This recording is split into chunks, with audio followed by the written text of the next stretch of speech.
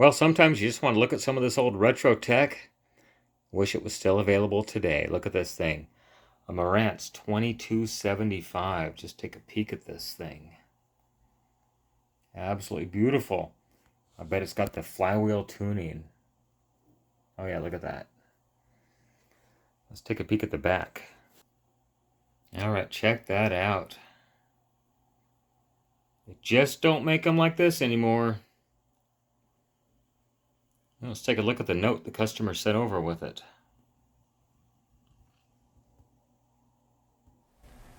So the customer writes, Steve, thank you for working on my receiver. It's overdue. One of the left or right speakers in stereo doesn't seem to put out the same volume. It needs major cleaning. The light kit is MIA. I ordered another today and will arrive May 18th to 20th. If you get to the receiver before the kit arrives, that's okay, or just hold off till they get here. I wouldn't mind upgrading the power cord. It always seemed a little light gauge to me. My budget is probably around $200 for now. Let me know if it exceeds that or if you have any questions. And on the back it says not correct feet, but if you can secure them, thank you. So the customer sent over some nice looking feet in a little plastic bag, so if we can make them work, we'll make them work. And a second note, to make a long story short, as concerned to the LEDs, bought them, lost them, bought them, lost them, found them. Hope this hasn't set me back too far. If you could give me a call with a progress report, I'd appreciate it. Thank you. So here is the LED kit that the customer ordered.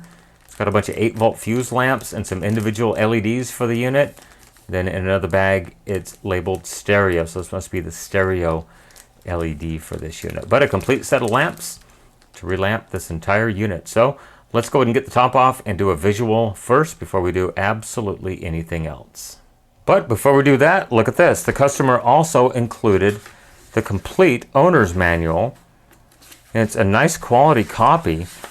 It's got a very thick cardstock front, all the instructions on the unit, service notes, a nice little block diagram of how everything works, plus he included a complete service manual. Really nice. Circuit board locations, exploded view, and somewhere back here, I even saw a complete fold-out schematic. Look at that. Wow. Okay, well, like I said, let's pop the top off and see what it looks like inside. So for ease of just looking around, I'm going to shoot this with the cell phone. Take a look at this thing. Look at this dual AM and FM tuning capacitors. See the little gear right there in the middle? That drives the AM capacitor on this side and the FM capacitor, which is underneath this cover. Man. Check out these big filter caps over here. Matsushita, 13,000 microfarads, 55 volts. Here's the output transistors. S40443 and S0442 on one channel. Over on the other channel, the exact same thing. S0443 and S0442. This thing is unmolested. It has never been blown up. Pre-driver board right there for one channel. Pre-driver board over here for the other channel. There's a protection circuit and power supply, speaker relay right there. Everything's labeled. Look at that. You don't see anything like this anymore. AM oscillator, AM RF, IF amps, meter adjust. There's the AM tuner board, Dolby FM. No, nothing has Dolby FM anymore. Well, let's go ahead and pop the bottom off and see what lies underneath. Look at the size of that power transformer. All right, here we go. Here is the bottom of the unit. Looks like a little preamp board. A couple of balance adjustments over here. There's the bottom of the preamp, the pre-driver, and the power amp. A lot of point-to-point wiring on the jacks back here. No big circuit boards back here. The other channel pre-driver. Bottom of the power transformer. The filter caps. With a big bridge rectifier for the day. On a heatsink, no less. And then the tone and input control board back here. Volume control. Power switch back there. Oh, just look at that thing. Absolutely beautiful engineering. So let's go ahead and feed some copyright-free audio into it. And I'll take a close listen to the bass and the treble. Just make sure we're not missing a capacitor somewhere, maybe in the tone control or something like that.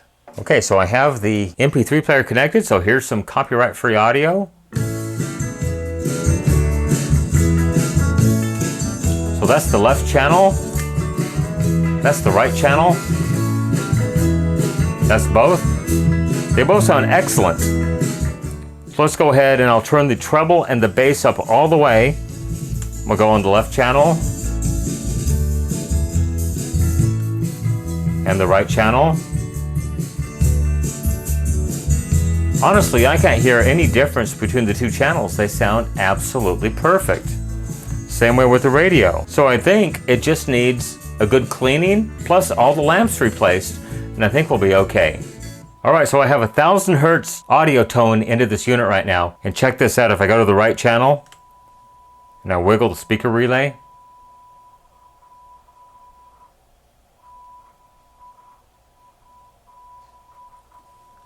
left channel, I get some static. Right channel,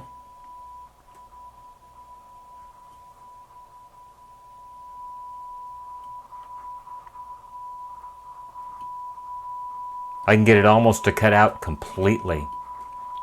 So it's going to need to have the speaker relay contacts cleaned. You've seen me do that many times before, and you'll probably see me do it again on this one right here. But I need to figure out how to get all this stuff off right here so I can get in and change all these lamps. There's like 6 or 7 fuse lamps. I'm thinking if I take this plate off, I might be able to gain access to it. Let's find out.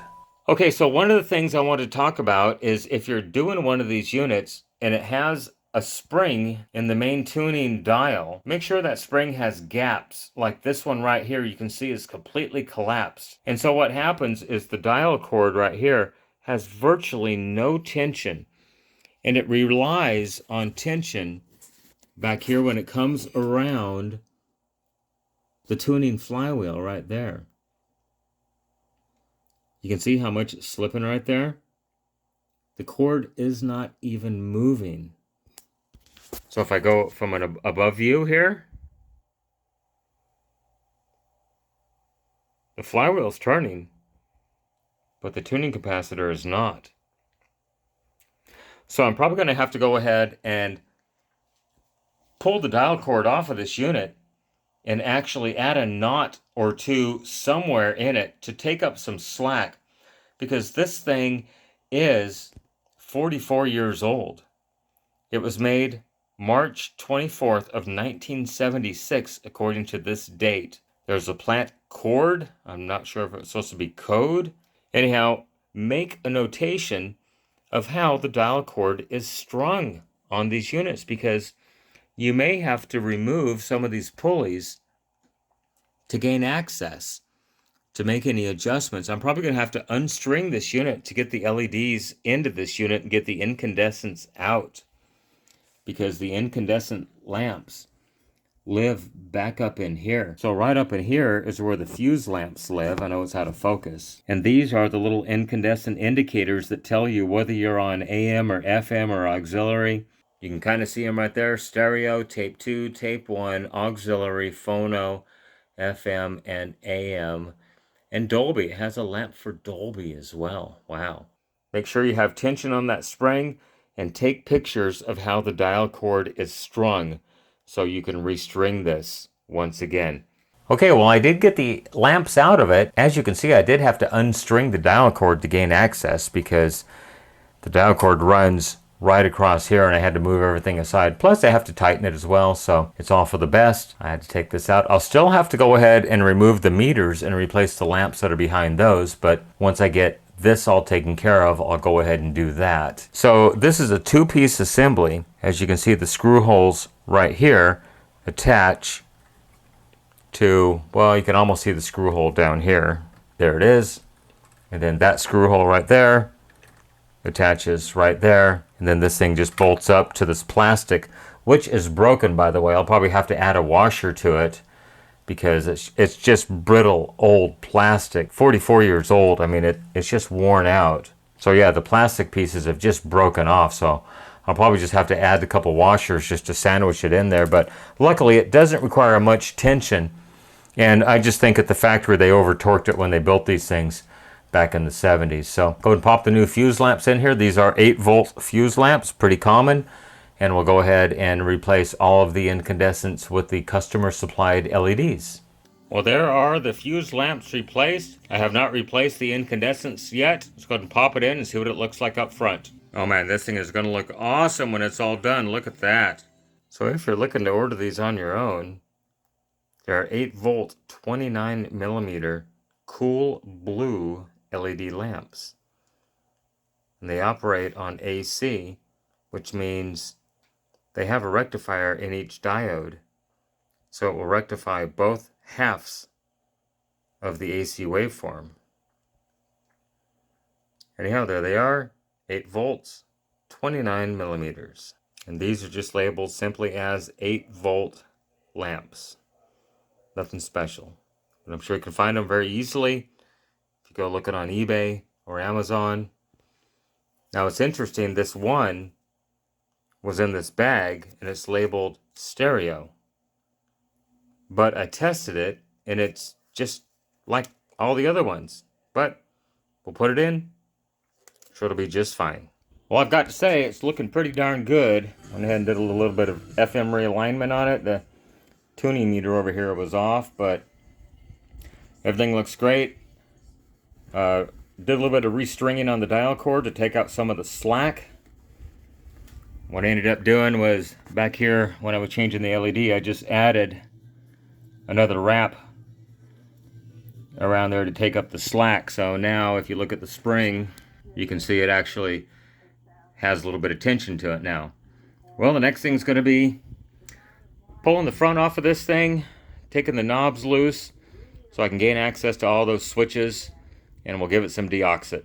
Well, it was just a little more work than I had anticipated. Had to completely pull this board out, which is the tone control and the tone select board. Got it up and out of the way. Had to pull the shield out of the way because it sits over all these switches. But anyhow, I've gained access and I've got my trusty Deoxit D5. So we'll go ahead and just spritz these things up.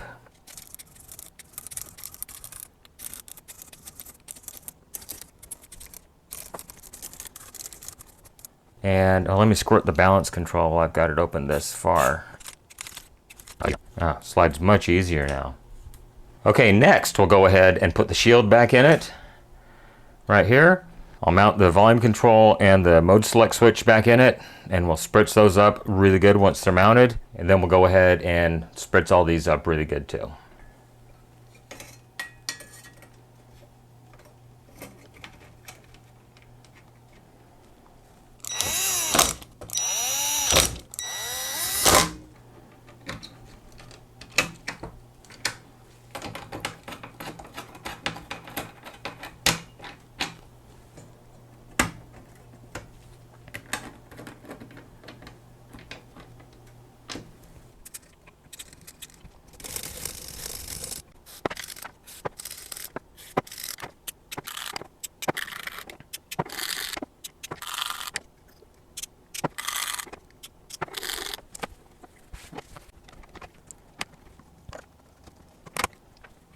Yeah, I'm sure somebody's been in here before.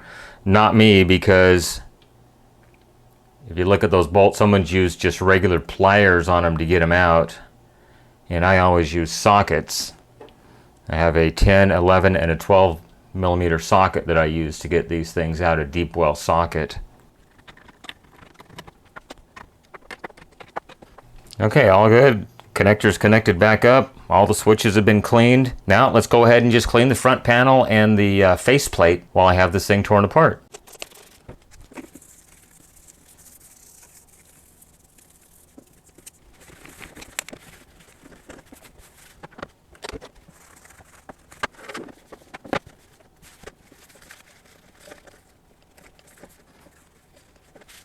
Well, certainly looks much, much better. Now I'm going to go ahead and clean the tuning faceplate as well, and the meter faces. And of course we'll clean the knob, the gyro touch tuning knob.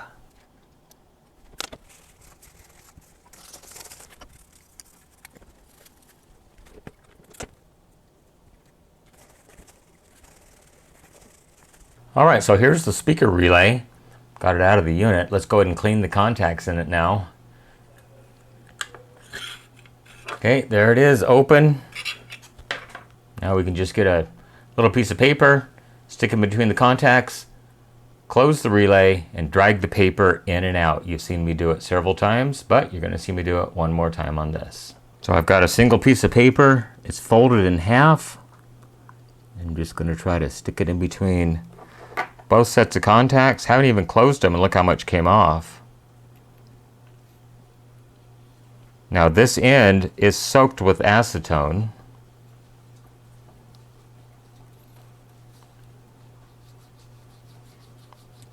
This part is not, so I'm just going to use it to scrub repeatedly.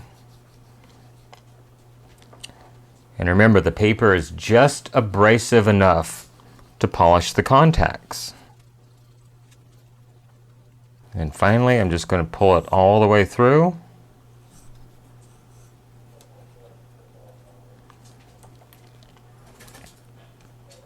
So the contacts have been cleaned. Let's go ahead and snap it back together now. There we go, all back together. Now for final reassembly and testing.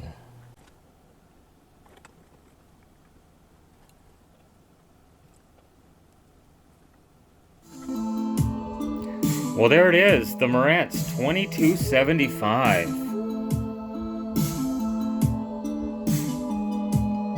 And it looks great. All cleaned up, everything's good.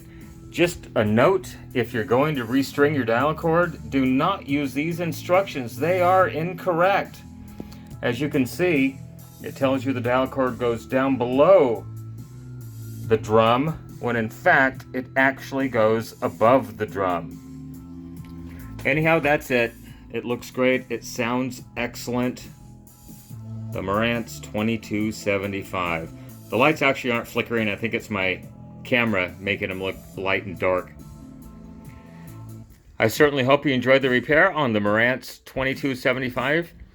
Cleaning all the controls and switches, replacing all of the incandescent lamps with LEDs.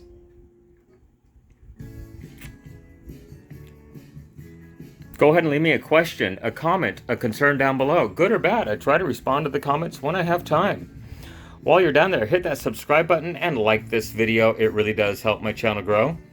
You can follow me on social media, Facebook, Instagram, Twitter at NorCal715. You can email me, NorCal715videos@gmail.com. Remember, with your help, we can try to keep these things out of the landfill, out of the recycle bin, and out of the e-waste facility. Everybody have a great day. Thank you so much for making it to the end of this video. I really appreciate it. Once again, thank you so much for watching. Bye-bye.